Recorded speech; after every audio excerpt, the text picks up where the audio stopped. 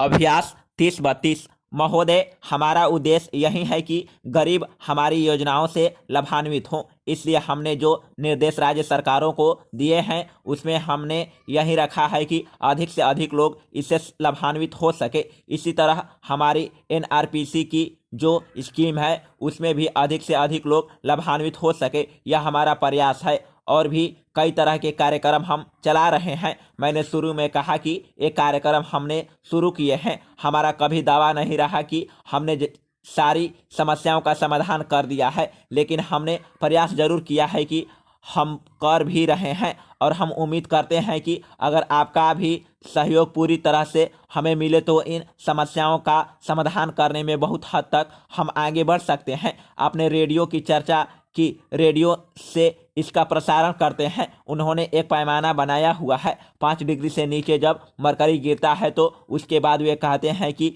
शीतलहर चलेगी। 6 डिग्री से नीचे तक का अभी तक का उनका अनुमान है। मैंने मौसम विभाग के लोगों को बतलाया था और उनसे मैंने यह सवाल किया था, यद्यपि आप मेरी राय से सहमत होंगे कि इससे ऐसे ही लोग मरते हैं जिनके पास की घर नहीं होता, वे बेचारे कहीं फुटपाथ पर सोते हैं, भिखारी हैं, वे रेडियो कहाँ से सुनने वाले हैं।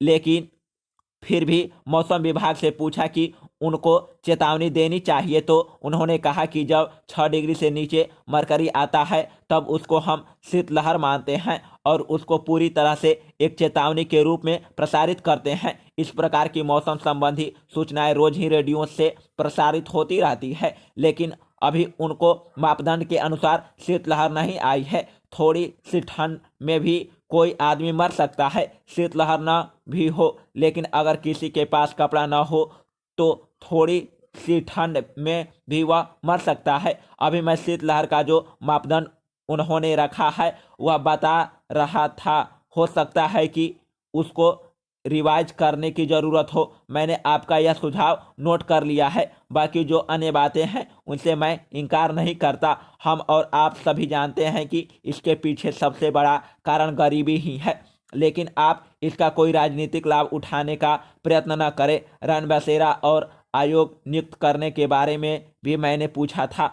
आयोग बहाल करने से कोई फायदा नहीं होगा, बल्कि उस पर जो खर्चा आएगा उससे गरीबों में कंबल बांटना अच्छा रहेगा। अंग्रेजों के ज़माने में ज़्यादा फेमिन कोटा था, उसको रिवाइज किया गया है, लेकिन शीतलहर का जो पैमाना अंग्रेजों के ज़माने में चल रहा था वहीं आज भी चल रहा है, इसलिए उचित नहीं है। महोदय, सरकार के पास इस साल की रिपोर्ट नहीं है, लेकिन पिछले 3 साल की रिपोर्ट क्या सरकार बतलाएगी कि पिछले 3 सालों में कितने लोग ठंड से मरे हैं और कितने लोग गर्मी से मरे हैं? ठीक है, अभी की रिपोर्ट मान लेते हैं कि नहीं है। अभी के लिए कह सकते हैं कि मेरे पास तो रात को ध्यानाकर्षण आया है, मैं क्या कर सकता हूँ। लेकिन क्या सरकार यह बताने के लिए तैयार है कि विगत 3 वर्षों में कितने लोग ठंड से मरे हैं और कितने लोग लू से मरे हैं? जो रैन बसेरा योजना के बारे में कहा गया कि गरीबों के लिए यह योजना चलाई जाएगी और न सिर्फ दिल्ली में बल्कि पूरे देश में चलाई जाएगी, उस रैन बसेरा योजना का क्या हुआ? यह जो रेडियो और प्रसारण का विभाग है, क्या इसका दायित्व और फर्ज नहीं हो जाता कि लोगों को ऐसे समय में चेतावनी दे? जिस तरह से कहीं अगर तूफान आने वाला होता है तो उसकी चेतावनी वह देता है कि तूफान आने वाला है, सचेत हो जाओ। ऐसे ही अगर भयंकर शीतलहर चलने वाली हो तो क्या उस जगह के लोगों को वह यह नहीं बतला सकता कि भयंकर शीतलहर आने वाली है? आप लोग अपने बचाव का उपाय करें। ये सारी समस्याएं हैं जिनके संबंध में मंत्री महोदय जवाब दे और इसको गंभीरता से ले। मेरा सिर्फ यही कहना है नहीं है कि आप केवल कृषि मंत्री हैं। कृषि मंत्री होने के नाते आप सरकार के एक अंग हैं। आप जहां बैठते हैं वहां सरकार को बतलाइए, अपने वरिष्ठ मंत्री को बतलाइए और कैबिनेट में बैठकर जहां से पॉलिसी तय होती है वहां से कोई ठोस कदम उठाइए, तब आप इस समस्या का निदान होगा।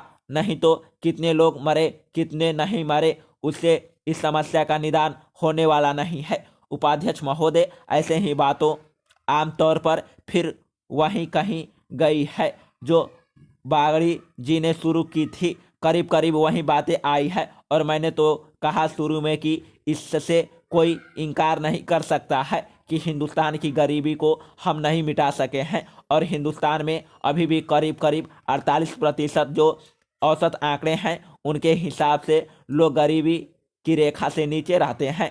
इससे भी हम इनकार नहीं करते कि लोग के पास घर नहीं है, जो कि होने चाहिए। मूल आवश्यकताएं जो चाहिए वह हम पूरी तरह से सबको मुहैया नहीं कर पाए हैं।